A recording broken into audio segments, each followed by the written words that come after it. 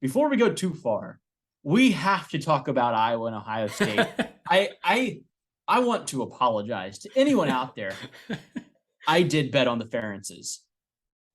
Iowa, the offense is so bad. It's so bad. And I don't know. See, I knew that going in. I knew the offense was bad. I thought they could muck it up. I thought we could make a mess of the game and kind of cause some havoc. And they kind of did. The defense was exceptional for Iowa. And the offense is so terrible. Like, they would have been better off taking a knee every single play and then running the clock down to 1 so you could get the maximum amount of time off the clock and then punting the ball. Like, or maybe just punting on first down. Like, that was about as good as their offense was for them. It was disheartening to watch. I can't believe I fell for that. I cannot believe that I fell for that. The defense, this has nothing to do with the defense. The defense is a good group. That's a good group. Yeah. That's a batch of players that they're united and they play well as a unit. And the defensive coordinator should consider going anywhere else. That guy is good at his job. The Ferences are not good at their jobs. That's my rant is over. The frustration that it caused me on Saturday. I haven't been this frustrated since Iowa Penn State last year. And I was so frustrated watching this game. All I needed was a little bit of offensive competence, and I didn't even get a little bit. Go for it. What did you see? Yeah, all of that. I should mention, like, as far as the lock fight goes, yeah, we had 3 lock fights. This was the only one I actually beat you on. So you still came out ahead for the week. Sure. Yeah, they scored 10 points, and 7 of that was from the defense. Iowa was terrible. Usually you can at least count on their offensive line being good. Their offensive line's not good either. They're No, they can't run the ball, huh? They had 35 carries for 77 yards. Yeah. That's like two yards a pop. Like, not even. Like, that's absolutely awful. I didn't see that coming. Like I knew it was bad, but like, you'd think Iowa has NFL guys on the offensive line, or they used to have. And like the play calling, it was so, they were 1 of 13 on third downs. 1 of 13.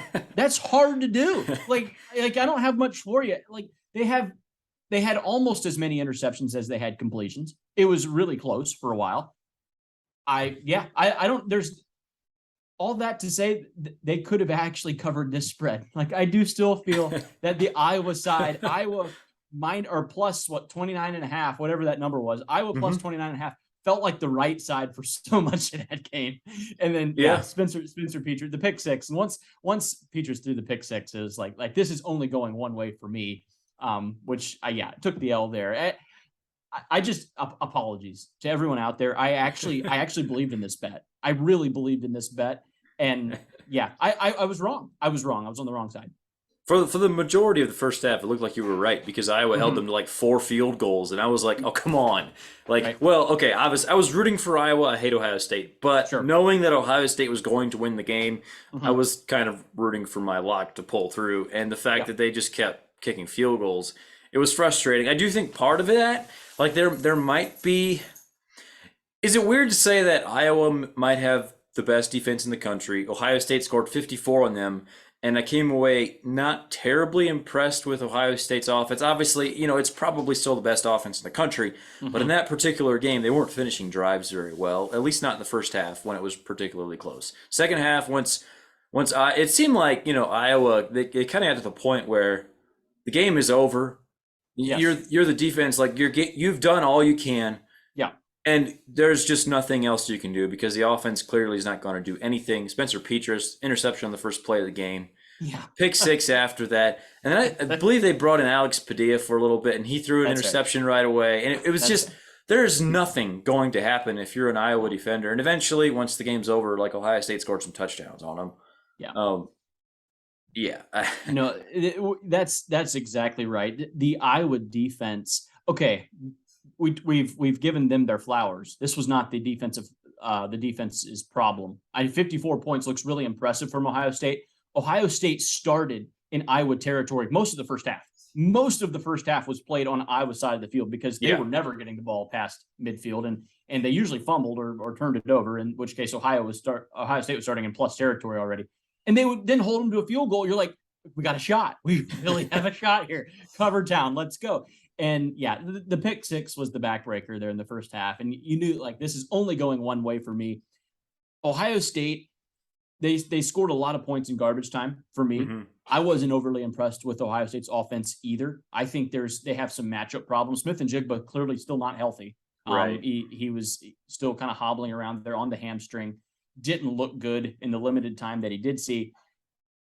Yeah, I not terribly impressed with Ohio State, but at the end of the day, they still won by 44. Yeah, so exactly. They way past covered. What was it, 29.5, whatever it was. But right. To the Ferents, about the Ferences, they have to go. One of them at least has to go. Like, you can keep Kirk Ferentz, that's fine. He's I'm sure he's their all-time winningest coach. He's like the longest tenured coach in the Big Ten, I think. Mm-hmm. You have to say, like, either your son is gone or you're both gone. Like that, right. That kind of that was so bad on offense. You mentioned it when Alex Padilla came in, he promptly dropped the snap and then threw an interception not long after. And it's like, what are we doing? Yeah. Okay. I don't understand it, man. I don't understand how it can get that bad. I was even in their years where they don't have great offensive stats, they're still physical and still run the ball. Right. This team had no physicality and they couldn't throw. So they couldn't run or throw. And yeah, I was upset at myself a little bit just for, I knew better. I knew better than to bet on them and I didn't do better. So yeah, apologies to everyone out there. I did okay in the rest of the locks. There's just a lapse of judgment for me on the Hawkeyes. So can we just move to another game? Can we talk Absolutely. about Yeah, let's talk about Clemson. Clemson beat Syracuse 27-21. We both were on Clemson covering 13.5 here. Felt like it was trending that way till they had the scoop and score. They were knocking on the door of the end zone and then returned all the way back for Syracuse for a touchdown. Syracuse had a chance to win this game though. Like, they were ahead in the fourth quarter. It was dicey. Cade Klubnik he came in for a good chunk of the second half and didn't play particularly well, but did seem like the offense was it did seem like it worked a little easier when he was in there. Yeah. Coming out, after the game, excuse me, Dabo said, DJ's still their guy. And I don't think there was anything in this game that was like, yeah, Cade Klubnik is head and shoulders better than DJ right now. Like, I don't come away thinking that. Were you less impressed with Clemson than you expected to be in this game? I'm not sure. I'm still kind of jaded from how Clemson was last year. Like, that was 2021 DJ. That wasn't the DJ Uiagalelei that we saw against Wake Forest. Like, that wasn't the same performance that we saw from him on Saturday. When Klubnik came in, I think what I noticed the most was the difference in energy, just from like the Clemson team in general. Klubnik kind of, you saw like some runs where he kind of kept the ball on, and they weren't huge runs, but he would finish. It was a physical run, and he would kind of take it to the Syracuse defenders, and then kind of talk at him. As he got up, they had some. I think they roughed him twice. I think on one drive. That's maybe what I noticed was the most was just the difference in energy, which isn't great. If you're a DJ fan, it means I don't. It's not a great look when the backup comes in and the team is kind of energized by it. But Clemson did what they needed to do to win. They beat a top 15 team in Syracuse who was undefeated at the time. Right.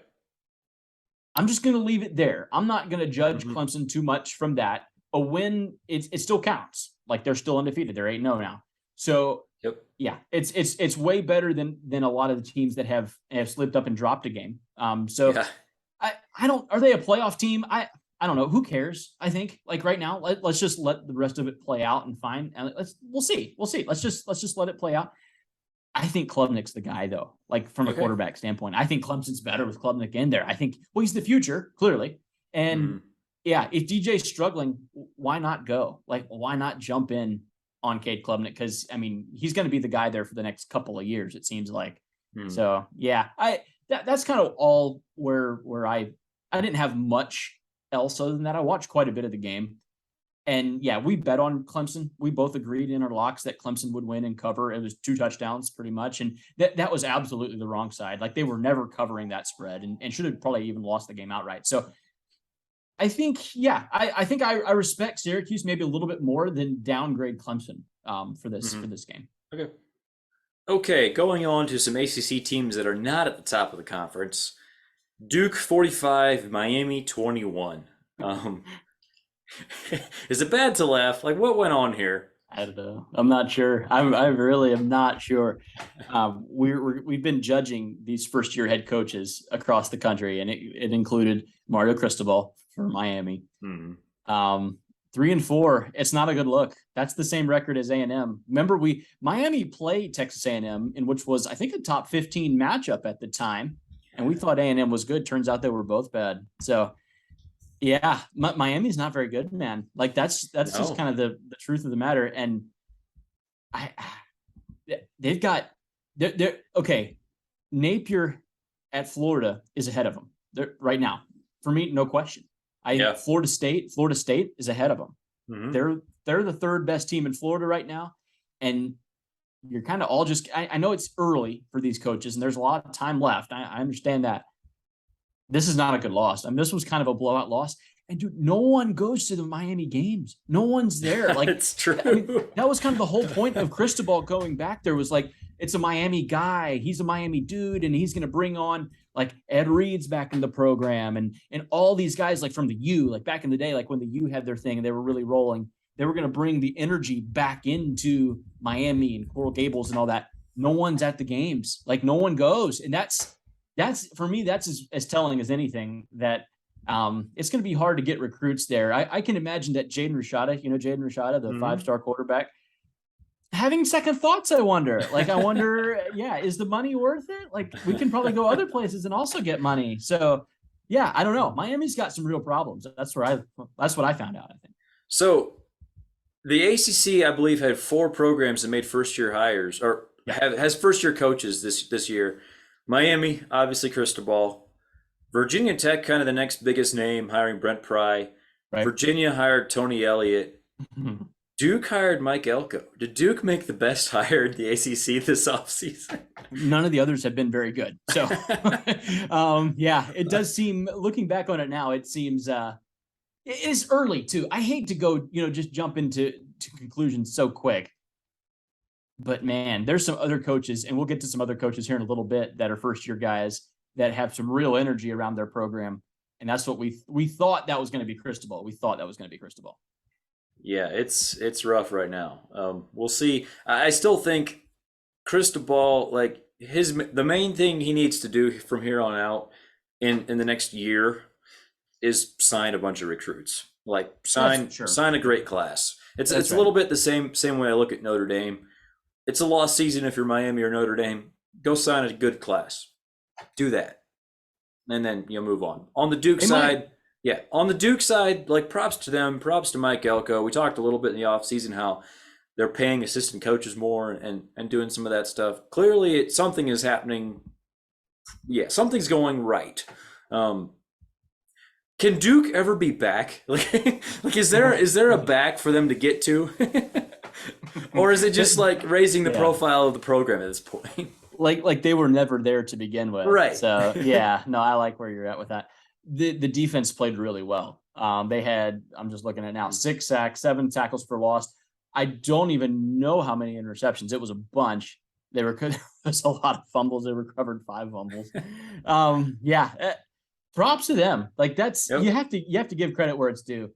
And I do think we get behind certain coaches and certain programs because we think that they should be good. Mm-hmm. And Elko and Duke, like as a tandem, everyone kind of like no one paid any attention to them. They just kind of sat there and went under the radar. 5-3 right now. 5-3. Probably go to a bowl game. So good for Duke. Their win total for the year was 3.5, and we both took the under, which tells you a little bit how bad like their program, like what the kind of shape their program was in this offseason. So Mike Elko's done a great job. All right, we talked enough about Duke and Miami now. Let's move on. Just real quick, Liberty beat BYU 41-14. Any takeaways Is Hugh Freeze just looking for a big job this offseason, or what's going on? Hugh Freeze to Auburn. It's got to happen. Let's make that happen. Got to be one of the names. All I really had from that was BYU. That's a struggle. That's a tough look for Brigham Young. I know this was at Liberty, but goodness, 41-14. Let's get Hugh Freeze to the SEC. Let's go. Let's do it. Has BYU won any of their big games this year? No, they have not. Well, no, they beat Baylor. Remember back when Baylor was good? Yes. Baylor was number 9 at the time. They beat him 26-20. Right. But yeah, no, you're right. They lost to Arkansas, Notre Dame, and Oregon. Man. Okay. All right, let's move on. Speaking of Oregon, Oregon beat UCLA 45-30. Top 10 matchup in the Pac-12 this weekend. Oregon, like Bo Nix, man, that guy is balling. What in the world? He is at a clip that is equal to Mariota in 2014 when Mariota won the Heisman. Actually, they have very similar stat lines. He was terrific. Bo Nix was awesome in this game, and I've watched Bo. From a freshman on, and he's a senior now. But there's good Bo and bad Bo, and this was the best of Bo. Like this is some of the best he's ever played football. Have we had bad Bo this year, other than against Georgia? The Georgia game, I wouldn't even call that bad Bo. I mean, I think, Georgia's a buzzsaw, and I think we're finding that out more and more. Like Georgia looks better and better as Oregon continues just to crush everyone else. Yeah. Bo wasn't terrible in that game. I didn't think, and he's definitely turned it around since. Like whatever bad Bo that was, he's definitely figured it out since then. Mm-hmm. I did think it was interesting the kind of the rush from the media to crown UCLA. UCLA was 6.5 point dogs in this game, and we thought it was maybe a bit high. Neither one of us bet on it. We kind of stayed away from it.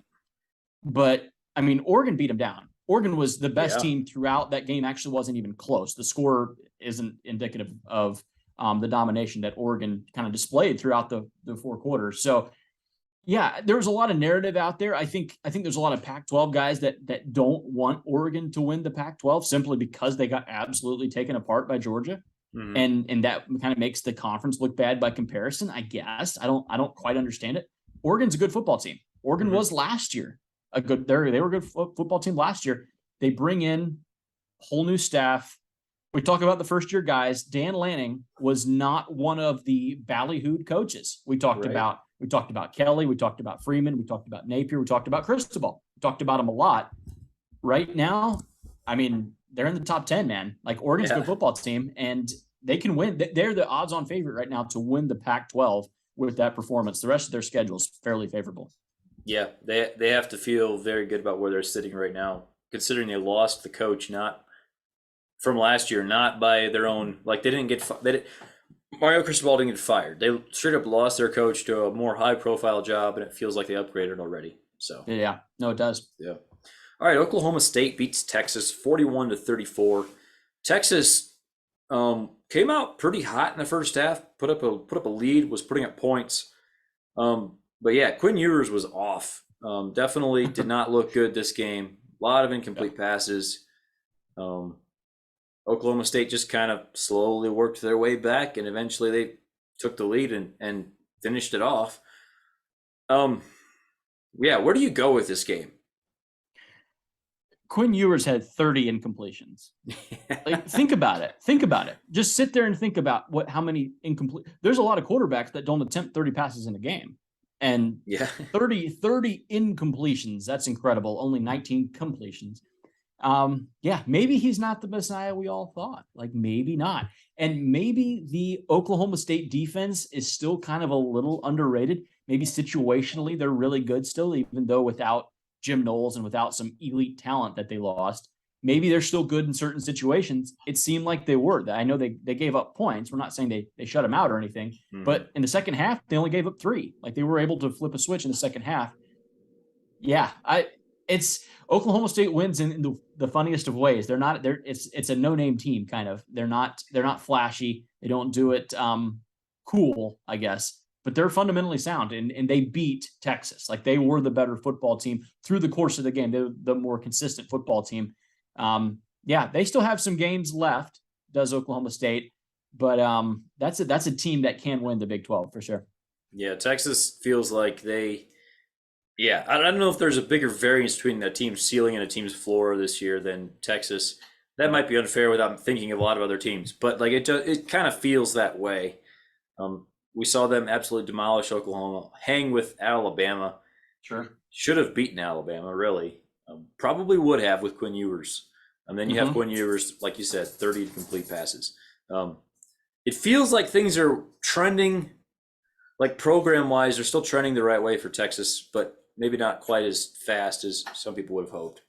I did see, and this is in the rumor mill, so apologies to everyone out there if you're not into rumors, but Arch Manning has actually kind of low-key considering reopening the recruitment. Spicy. Yeah, again, none of this is confirmed, none of this is official, but it all starts on the message boards, man. It all starts on the message boards and goes out from there. But this is from a moderately credible source. It's not Pete Thamel or anything, but yeah, decently credible source that he's at least thinking about it. And why wouldn't he? Yeah, why wouldn't he? Okay. An SEC game here that was just kind of weird. This was a lock fight for us. Yeah. I had Ole Miss -1.5. You took LSU. LSU was favored at home against number 7 Ole Miss. And this was kind of a thought experiment for us where we both thought the line didn't make sense. We should both be on Ole Miss, but you were like, Vegas wants me to take that, so I'm going to go the other way. And you were right. In this game, Ole Miss was up 17-3. And from that point forward, got outscored 42-3. What in the world? Like what happened here? Did LSU just flip the switch in their season, or what's going on here? LSU has a really good second half defense. They've been, it's underrated how good their defenses have been in the second half. They've gone on streaks quite a bit in certain games. You remember all the way back to week 1, they were playing Florida State, down big most of the game, came kind of flying back, ended up losing that game. But that's kind of been that's kind of who they are a little bit. Jaden Daniels is a good quarterback. He can run the ball really well. He actually threw the ball pretty well. He took care of the football, no interceptions. He ran for over 100 yards, had 3 touchdowns, so 5 touchdowns total. I kind of like LSU. Now, yes, we both agreed that Ole Miss absolutely should be favored in this game. To the lock point, the lock fight, I'm not really. Yeah, I'm glad Vegas is right. I mean, I got to be right simply because I was riding on the Vegas train there. I don't know how they know this stuff, man. How do they know that? Because that line made no sense to me either. Yeah, I felt really great about it when it was 17-3. But yeah, LSU. You mentioned Jaden Daniels. It feels like when he has time to throw it, set his feet, he'll throw with confidence. He'll make a good throw. I think when we've seen him struggle a lot, it's been when he's been rushed and he's not good at going through progressions and finding that second read, and he just takes off running. But when he has time to sit back there, he will dice you up both with his arm and his legs. So yeah, he's playing a lot better right now than he had been earlier. LSU, they get a bye week and then they get Alabama at home. Ooh. And then it's at Arkansas, then UAB, and then at A&M. I mean, there's 9-3 is absolutely on the table there. Right.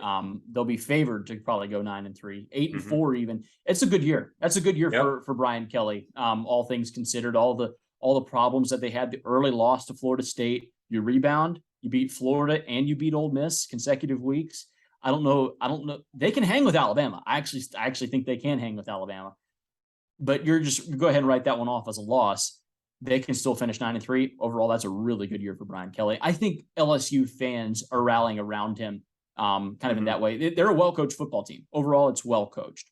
Yeah, it's amazing what a adult in the room coach can do for a program like that with so much talent, where their floor has immediately just gone up. It feels like he's just raised their floor tremendously. We could still talk. In the off season, we could talk about their ceiling and what that might lead to. But I think they're going to be a 9-3 type of program going forward. Yeah, at minimum is what I meant. Yeah, that's right. Okay, Alabama beat Mississippi State 30-6. Just kind of sat on them. The stats on the if you look through the stats, they don't look all that dominant by Alabama, but they were ahead the entire way. Mm-hmm. It feels like maybe some of those stats for Mississippi State were a little empty. Yeah, this is what Bama does, right? Like we Kentucky kind of showed the world how to beat Mississippi State, and it feels like Alabama was smart enough to figure that out. So I guess we have to give a little bit of props to Pete Golding because we were kind of crapping on him a week ago. So he at least figured out how to stop Mississippi State. Yeah, he did. I mean, I guess he stopped them. Mississippi State had more yards than Alabama did. They actually outgained Alabama. I agree with you. I mean, I have to agree with you. Holding Mississippi State to 6 points is very difficult. Mississippi State has a gimmicky enough offense. Holding them to 6 points is that's hard to do. That's not an easy thing to do. It's a game Alabama needed. I mean, the result I don't think was ever in question, even though the stats were close. Alabama was up 24-0 at half, and just sitting on them, I think is the right word. Just kind of suffocated Mississippi State is probably how I would have described the game. But Alabama, I don't. Are they a top 4 team right now for you? Are they a playoff team? I mean, if the playoff was today, no, I think there's 4 better resumes. I think at the end of the year, yeah, maybe. But are they one of the 4 best teams? Yeah, I still think that Bama, Georgia, Ohio State, those are probably the 3 best teams in the country. Okay. Tennessee might be there too. I know they beat Alabama at home. Yeah, we'll see. It's all going to play out, obviously, and that's a stupid thing to say because we all know that. But yeah, I do think that there's not a perfect team this year, or even a team that's really close to perfect. If you compare to like an LSU 2019, a Clemson 2018, even an Alabama 2020, like all of those 3 teams would be huge favorites this year. I think, like if you plopped those teams right into this season. Am I wrong? Yeah. No. LSU 2019 was the greatest college football team of all time for me. Definitely the best that I've ever seen. Clemson in 18 and Bama in 20. Those were both good teams. Really good teams. They're not all-time greats for me, but yeah, LSU in 19 was just different. You look at that team, that was just a different team. Like that wasn't a college team. Those were NFL guys, NFL stars, future Hall of Famers is what they had. So yeah, I mean, like I agree with you on a certain extent. Alabama, for me, I don't think I would have them in the top 4 right now. Like not just from a resume, but just as one of the 4 best teams. I think there's 4 better teams. I think Michigan would give Alabama problems right now, today. I think Ohio State obviously would. Georgia would. Tennessee already did. Like, yeah, Alabama, Oregon for me would be a really interesting game. I think Alabama is very dependent on Bryce Young, and they don't have a whole lot else other than that. Jahmyr Gibbs didn't have a very good game today. Yeah. But are you picking Oregon or Michigan to actually beat Bryce Young? I would pick Michigan. I would pick Michigan over Alabama tomorrow. I wouldn't pick Oregon simply because that'd be me betting on Bo Nix to be consistent. And Clemson? I don't do that. I would take Clemson over Bama right now. Now things can grow, but Alabama doesn't have much outside of Bryce Young. I don't think so. I think Alabama's more likely to lose another regular season game than to win it all this year. That's where I'm at right now. That Bryce Young has hid some things for them the last couple of, like this year and last year. Like they could have lost a number of games last year, and Bryce kind of did what he does. And yeah, he just goes Superman on everyone and wins a game for him. They did that against Texas. They should have lost the Texas game. They could have easily lost the A&M game. This team could be, they could be 5-3 right now. They're not, but they're not dominant. They're definitely not dominant. Not like the Bama teams of old. So I would wait. I wouldn't be putting any money on either side. I would just be waiting. For me, I don't have him as one of the 4 best right now. Okay, yeah, I agree with you that Bryce Young covers up some serious deficiencies, but the fact is they get to have Bryce Young. Like they still get to play with Bryce Young the rest of the year, and I think that gives them a shot against anybody. So yeah, I'm not going to make a statement of whether I think they're going to make the playoff or not. We'll get to that. But yeah, I do think that it's nice to, when you have deficiencies as they do, it's pretty nice to have a Bryce Young in your team. Fair enough. Yeah. All right, South Carolina beat Texas A&M 30-24. I kind of wrote this game off. I just figured it would be an ugly Texas A&M win, even though it was at South Carolina. Mm-hmm. Um, I'm sorry, I shouldn't laugh, but I want to.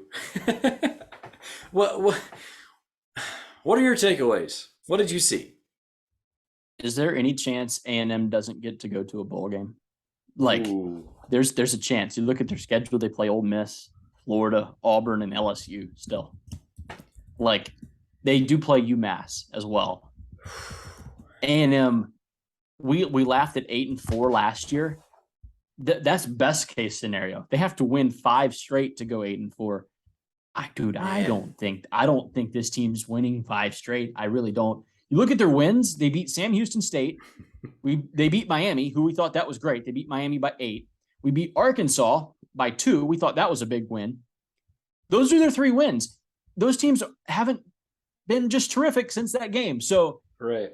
Yeah, it's been ugly. Connor Weigman came in, 5-star quarterback. I watched this game quite a bit. I enjoyed this. I like Shane Beamer. I do. He's a Georgia guy, I guess, used to coach at Georgia. I like him. I'm a fan of the program. I hope he does well. Likable dude too. I mean, I think everyone kind of roots for him a little bit, but yeah, South Carolina is a good football team. Like, South Carolina is a good football team. No, they are.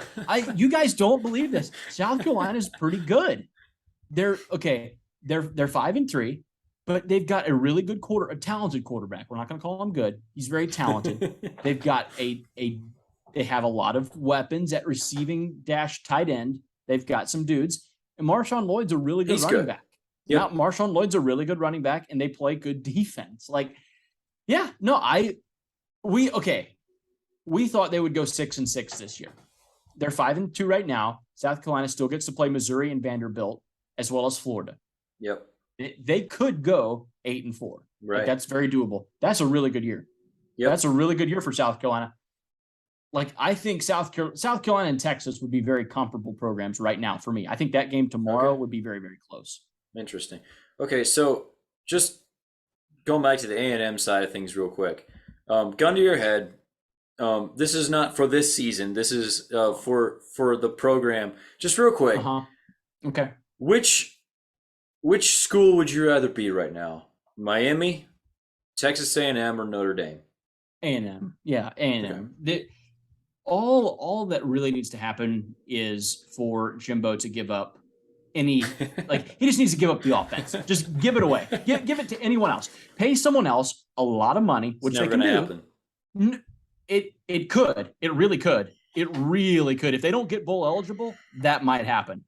I mean, you have A&M guys saying on Feinbaum that it's cheaper to hire a hitman than to pay for his buyout, which is true, by the way. It's all guaranteed. His contract is like just something silly. A&M has talent. Like, that says a lot. The other programs don't. Miami doesn't have that talent. And Notre Dame, God bless you guys, y'all don't have the 5-stars just walking around right now like they do. And if they get it right, their ceiling, like, they could win a national championship in 2 years. They really could. And I don't know if the other programs can. Am I wrong? I'm not saying you're wrong. There's not a good option right now for those 3. I still think that I think I see a little more potential for maybe Marcus Freeman to grow into being a good head coach. Whereas I feel like we know who Jimbo Fisher is, and it sort of feels like we know who Mario Cristobal is too. And both of those coaches are always going to have talented rosters because they're going to recruit well. We're not sure if they're ever going to have a good offense. And it feels like it's so much of a part of Jimbo's identity. Like, he is that offensive mastermind in his own mind. Like that's how he made his name is being an offensive coordinator. And it's stuck in 2008. Yeah. It's the hard yards, man. That offense grinds for some difficult yards. Like, most of their yards aren't contested 50-50 balls to the outside. Like, that's where most of their receiving yards come from. Yeah. If this team didn't have Devin Achane at running back, they have no chance. Like, this team literally has no chance. They would be shut out multiple times. Yeah, I'm not telling you you're wrong. I'm not telling you you're wrong. Because they do have that talent that Who knows? Maybe it will actually come together and they'll go 8-4 next year. Sorry, that wasn't nice. That's next game. All right, next game. The last game we'll talk about here. TCU beat Kansas State 38-28. Kind of a crazy game. Kansas State was up big. Adrian Martinez got hurt early, which they said maybe he had like a nagging injury or something. They pulled him for Will Howard, who played for them a couple years ago, and looked pretty good until he didn't, and then he got hurt as well. And so they had the third stringer in there, and TCU, like, they finally just started putting up points like they always do. They just find a way to score points. Garrett Riley's still good at his job. Max Duggan's still good at his job as well. TCU is undefeated in the top 10. What did I miss? Like, what did you take away from this game? Dude, this team could so easily go undefeated this year. They might. So easily. They go West Virginia, Texas Tech, Texas, Baylor, and Iowa State. I'm not saying they will, but they will be favored in every single one of those games. Not saying they're going to win them all. Again, they will be favored in those games. Those are very winnable games. The crazy thing about sorry, go ahead. No, I mean, they're getting in the playoff if they're 12-0, a Big 12 champ. They're going to get in the playoff. They will. So Max Duggan, good at his job. I like how you put that. Confirmed. That dude can really throw it. Takes care of it too. No interceptions in this game. Yeah, I do think they have gotten a little bit lucky with some injury stuff for like opposing quarterbacks this year. Okay. But you mean like against Kansas and Kansas. There's a few. Oklahoma, like Dylan Gabriel was out, so there's been a little bit of that. That said, like they're the clear favorite in the Big 12. Yeah. The exciting thing about the Big 12, the fun thing about the Big 12 is literally any of those teams you mentioned has a prayer to beat TCU. Yes. Like that's the crazy thing about the Big 12. It's must-watch TV because they could lose to any of those teams. Like West Virginia could beat TCU. That could happen. That legit could happen. So, yeah. And Texas, by the way, Texas and TCU, that's going to be very interesting because, what will Texas even have to play for at that point? We're not really sure. Just bragging rights, and they just come out and win just to ruin someone else's season. That could happen. I like TCU. I don't want to see them in the playoff. I'm just not here for that. I know that I should be. I think that's a blowout. That's a blowout waiting to happen because TCU, they can put up 40 on people. That's great. They would get hammered if they would play Michigan. They would not beat Tennessee, Georgia, Ohio State. They wouldn't be close. So, but yeah, if they're undefeated, I think you have to put them in though. I think they would have a prayer to at least keep it relatively close just because of that offense. With who? With any of them? Okay, so you mentioned so if we look at like the back half of the playoff / teams like 4 through 7, like if you're talking about Michigan or Clemson, like even maybe in Alabama, maybe maybe a Tennessee, like you could see TCU and Tennessee just being, Tennessee wins the game 49-35. It could be that type of game just because when you have that type of offense where they have some speedsters that will you'll break one. Like if you don't tackle them properly out there at the sideline, all of a sudden he's going down the sideline and no one's catching up to him. Agreed. First year head coach though, dude. First year. You know what I mean? Yeah, but he's done this before. Sonny Dykes has been a head coach for a long time. I understand, but I think it's hard to get a whole depth-wise is more what I'm talking about. Sure. I think it's hard. You're going to be going up against guys that are entrenched at their programs, like a Ryan Day, a Kirby, a Jim Harbaugh, that have been there for a long time and have depth and have third, fourth stringers that are not that much different than their first. Whereas TCU, I don't think you have that. And I think that's what I would notice in a playoff. Sure. It's all hypothetical still at this point. Right. I don't even know why we're talking about it. But yeah, TCU, great story. I just really don't want to see him in there though. Okay. Yeah. I also hate talking about it just because it feels like we should be just thoroughly enjoying TCU's season that they've had so far. Let's not overthink it because it's been a great year for them. So props to them.